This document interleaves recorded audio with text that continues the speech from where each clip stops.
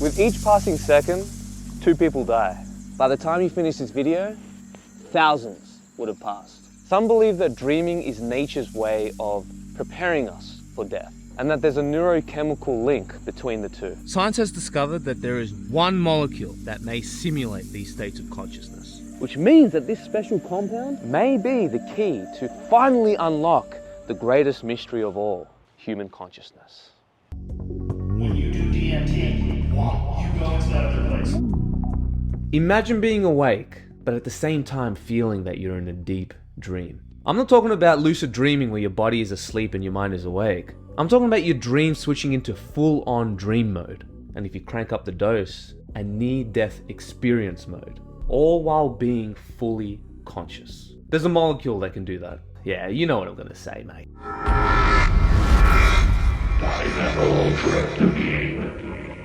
How can you be awake and dreaming at the same time? Does DMT unlock parts of your brain that are usually only active during sleep? Does DMT simulate the death experience? Because if any of these things turn out to be true, this changes everything. Everything.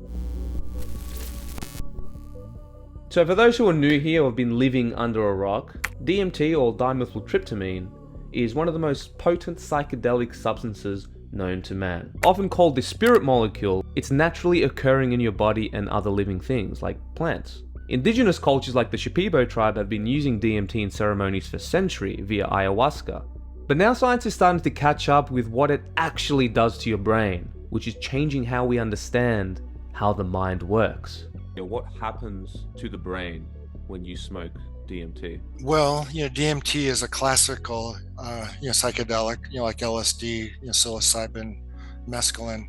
It stimulates certain subtypes of serotonin receptors, called the 2A receptor. And as a result of those receptors being stimulated, there's this whole cascade of changes in the connectivity of various brain centers. The 2 most important are what's called the default mode network, which is a complex of various brain centers. They're responsible for lack of a better concept, one's sense of self, on your habits and your beliefs and your repetitive behaviors and sense of your personality and things, your likes and dislikes. The connections within that network become looser. Would you translate that into subjective experience, it would mean like a loosening of your sense of self. You're more receptive to new ideas, new perceptions, new feelings. From the default mode network, down to the lower centers like emotion and memory and things, the downward control of those lower centers becomes loosened, and the upward movement of information, from those lower centers strengthens. So that could explain or help us understand, the biology mediating recalling forgotten memories, making new associations, feeling things in a way that you'd never had felt them before. You're kind of more open to things, and stuff bubbles up from your unconscious. So that legend which I just interviewed, Dr. Strassman, was the first scientist to study psychedelics after a decades-long hiatus.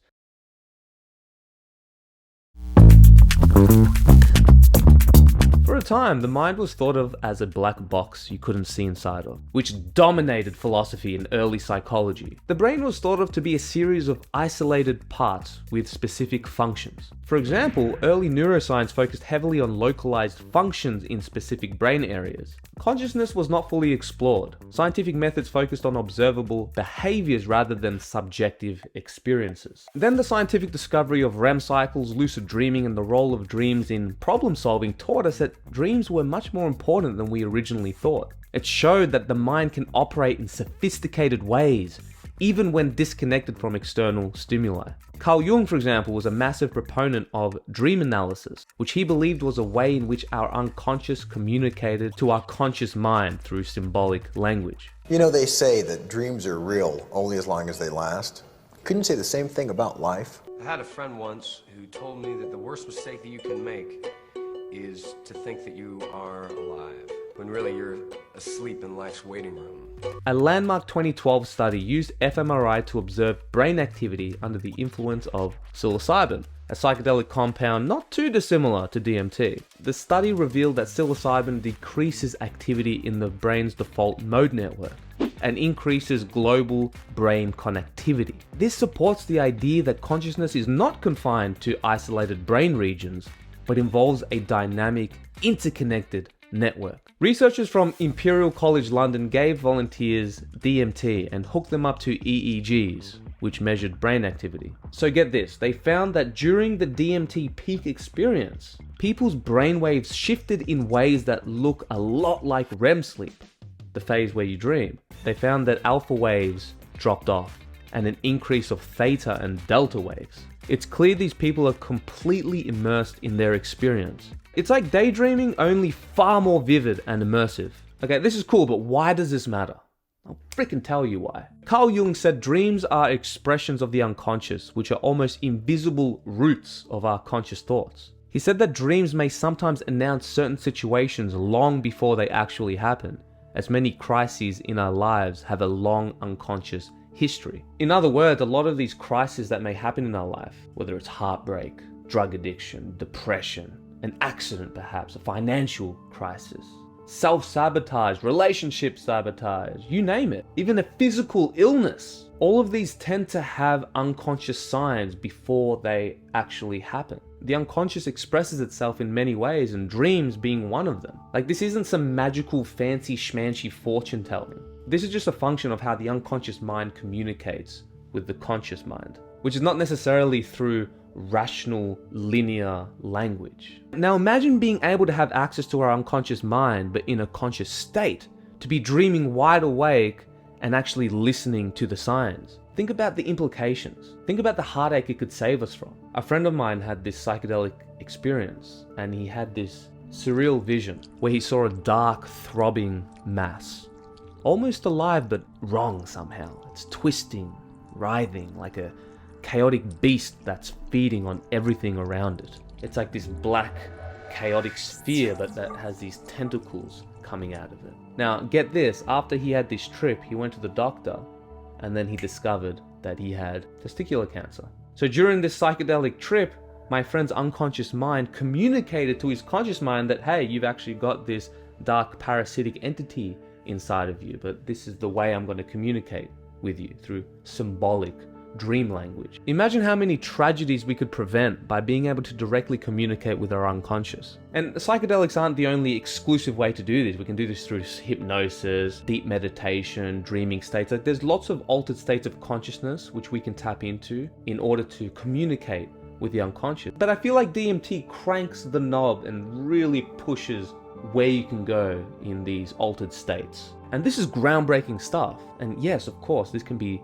dangerous for some people, those who aren't ready to face the full weight of their unconscious. I think that's why some people lose their minds, is that they're not consciously ready to deal with all that shit. That's why as children we repress a lot of traumatic experiences, because we're just not emotionally and mentally ready to deal with it. But even if some people aren't ready for it, think about all the people it could help. Every technological leap in history isn't exactly a clean one. You're gonna break a few eggs along the way, but sorry to say, that's just evolution. So DMT causes your brain to enter this weird hybrid state where it's combining what's real and what's in your head, kind of like creating an interactive dream world while you're fully conscious. And that explains why people often experience vivid alien-like landscapes, intense colors, and even encounters with entities that feel more real than anything you've ever dreamed of. I thought I had died, and that I might not ever come back. I don't know what happened. All of a sudden, BAM! There I was. It was the most beautiful thing I've ever seen. Dr. Rick Strassman, in his research on DMT, reported that users often describe their experiences as being dreamlike, involving complex non-linear experiences and encounters with otherworldly entities. Now, let's be clear, these experiences aren't just random hallucinations. According to the study, the changes in brainwaves suggest that DMT is mimicking what happens in your brain when you're in a deep dream state. It's like flipping a switch in your brain, turning the subconscious inside out.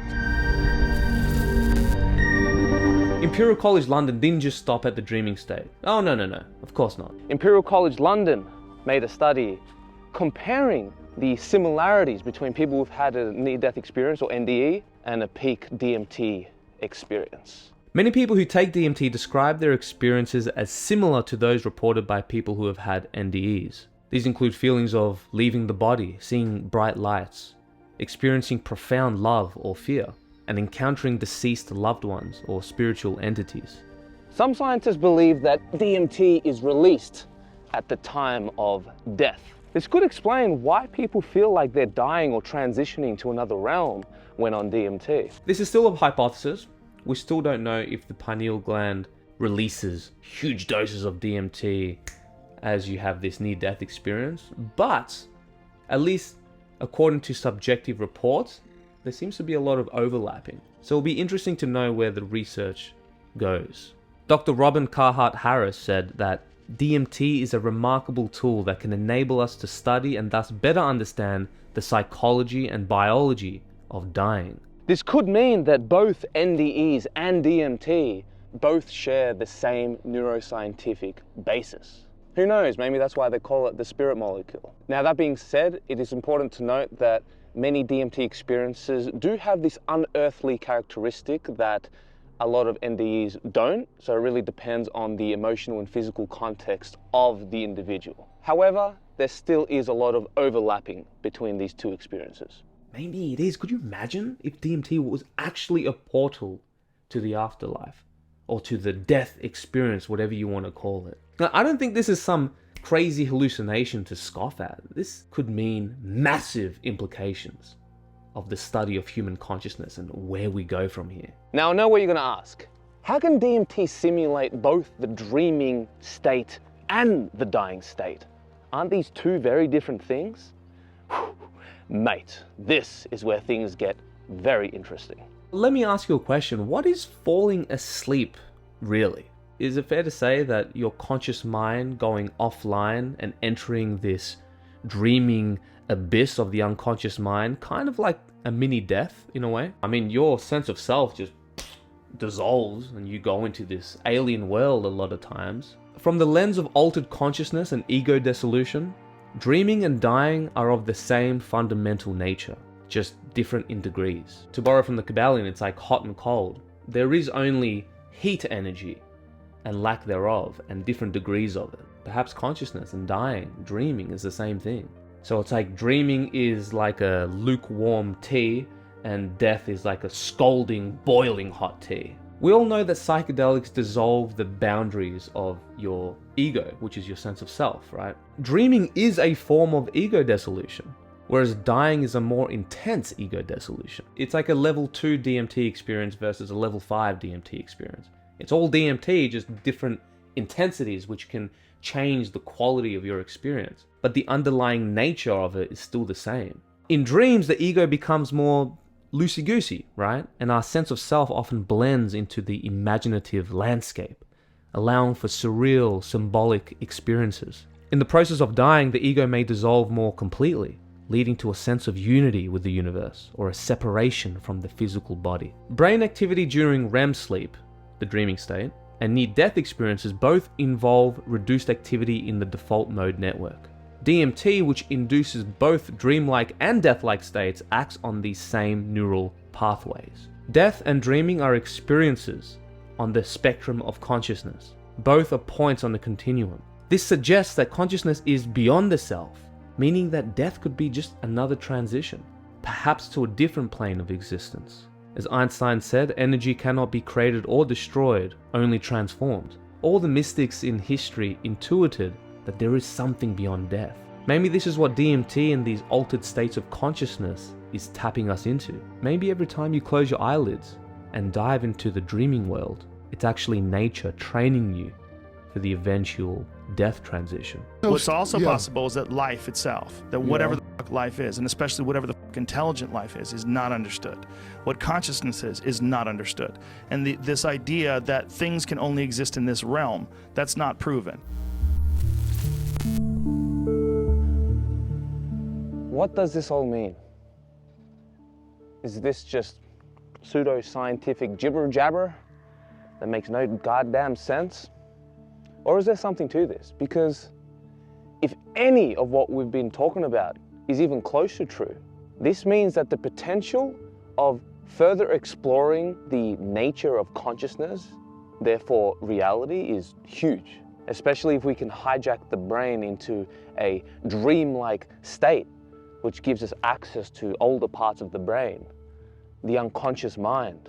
And this is just scratching the surface. That's what's really mind-blowing. Like, if you think these studies are incredibly profound and is already furthering our understanding of the human mind, this is just the beginning. This is studying a substance that is incredibly illegal in most parts of the world. Imagine if we actually get free reign and any scientist can study this. Whew. Mate. Not only will this teach us more about the death and dreaming state, but furthering our understanding of the human mind, which could potentially lead to scientific breakthroughs, like mapping out brain connectivity, expanding perception and creativity, and of course, mental health breakthroughs. Maybe for the first time in human history, we could actually scientifically measure the death state, the dying state, and cross over to the other side. And perhaps we'll even be able to use this knowledge to develop technologies to upload our consciousness into the digital afterlife, truly making us immortal. I know this is a scary thought for a lot of people, but think about just the technological marvel. Think about how far human knowledge can go and the type of reality it can create. Every single human being is hardwired to fear death. Why is this? Maybe this is biology's way of pushing us, nudging us towards creating technologies so that we can solve the immortality dilemma. I don't know if you know this, but there are a lot of folks down at Silicon Valley relentlessly trying to solve this problem of mortality and trying to defeat death. But that's a different topic we won't go into right now. Could it be that these alternate realms we experience on DMT aren't just hallucinations, but other layers of reality our brain normally filters out? Think about the normal mundane stuff that our brain filters out. Like, how many times have you looked for something and you yell at your partner, like, oh man, it happens all the time. Like, I'll be looking for like a detergent bottle and I'll yell at my wife, like, where'd you put it? Why'd you move it? And she'd be like, it's right there. I'm like, where? I don't see it. And then she'll walk over and just right in my field of vision, she'll pick it up. Here. So imagine how our brain filters out literal physical objects right in front of our face. It can just block it out. Imagine other layers of reality. It's wild to think about it, but it's a possibility we can't just ignore. Researching DMT and me even making this video, it isn't just about like, oh yeah, DMT, man, so trippy, oh, aliens, and like, that's all cool. But why should this matter to the average Joe? Because I'm here to tell you that this isn't some niche knowledge base that only psychonauts should care about. People who are inclined to the esoteric and thinking spiritually. No, this is important for everybody, including your grandma who doesn't give a shit about psychedelics. And do you know why? Because not understanding how the mind works has led into nightmarish realities in the past, like lobotomies and mental asylums, just to name a couple. And these were widely accepted mainstream modalities to treat mental illness. Imagine your mother being mentally unwell and the best science has to offer was cutting into your brain, leaving you worse than you were before. Now your once loving mother has turned into a drooling vegetable. All because of the lack of knowledge of how the mind works. Do you ever wonder what the lobotomies are of the modern age? My wife, many years ago, was diagnosed with Graves' disease, which is an autoimmune disease. And she went to her specialist. They basically gave her an ultimatum that she has to slice her thyroid gland out. Just full surgically remove it. And I heard this, I was shocked. I was, damn, really? Like, this is the love of my life. She's gonna get this, such an important hormonal gland cut out of herself. Like, surely that can't be the only solution, but this is what the expert is saying. At least what this specialist who studied probably for many years to come to this conclusion. It's not like she was evil and wanted just to profit off of my wife. From her perspective, she was trying to genuinely help my wife with the knowledge that she had. But something in my gut, in my intuition said, nah, this isn't right. And I researched heavily on a more holistic way on how to treat this. And through this process of fixing her diet and exercising and dealing with her emotional stuff, even doing things like ayahuasca, which helped her communicate with her unconscious in ways that she didn't before. And like, it was a lot of dietary, psychological, spiritual work that we did together. And then the next time she went to the doctor, got a blood test, gone. The doctors even find it hard to believe, like, are you sure you even had this grave disease? So imagine, it went from, you gotta cut the thing out, or you're pretty much done for, to, what are you talking about, mate? You're completely fine. So this makes me question, what are the insane things that get accepted in mainstream science today? What are the barbaric practices that we are doing right now, today in 2024, that we're going to look back on like we do now with lobotomies? And the mind, as we all know, is an incredibly powerful instrument, and we need to learn more about it. We need to explore this so we can understand and close the gap of ignorance. Yes, the more we learn that we don't know, but we still need to do this. It's part of human nature to explore. This is why exploration is so freaking important, and why banning the research on these substances slows down this progress tremendously. Psychedelics isn't just about, freedom of getting high or whatever. Like, I mean, yeah, that's part of it, but think about the progress of understanding the human mind that we are just completely bottlenecking, because you got to go through all these bureaucratic hurdles to even, excuse me, daddy, can we study this thing? No. But I hope that you feel what I'm saying, because I've had friends who have literally killed themselves because of mental health issues, because of our lack of knowledge of the mind and how close-minded and stubborn we can be. Because I feel like a lot of us, we pretend like we want to learn more about the mind, but then we ban the microscope of the mind, and instead we just play around this kiddie pool of pop psychology instead of actually going deep, instead of venturing where most people dare not venture. I get it, it's not for everybody, but at least let the pioneers do what they got to do. Banning DMT research is like banning the research of serotonin.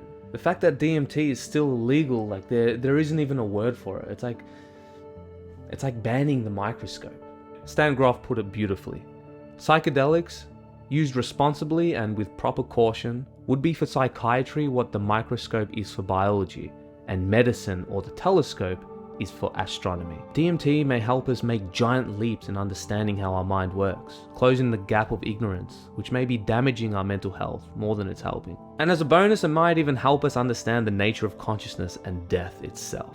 So what is the main takeaway here? DMT isn't just a psychedelic that makes you see crazy hallucinations. It's a substance that gives us insight into the very nature of consciousness itself. By flipping our brainwaves into a dreamlike state while we're awake, it's showing us how thin the line between reality and dreams really is, and perhaps even death. And honestly, the more we learn about DMT, the more questions we have about what it means to be conscious, to be alive, to be human.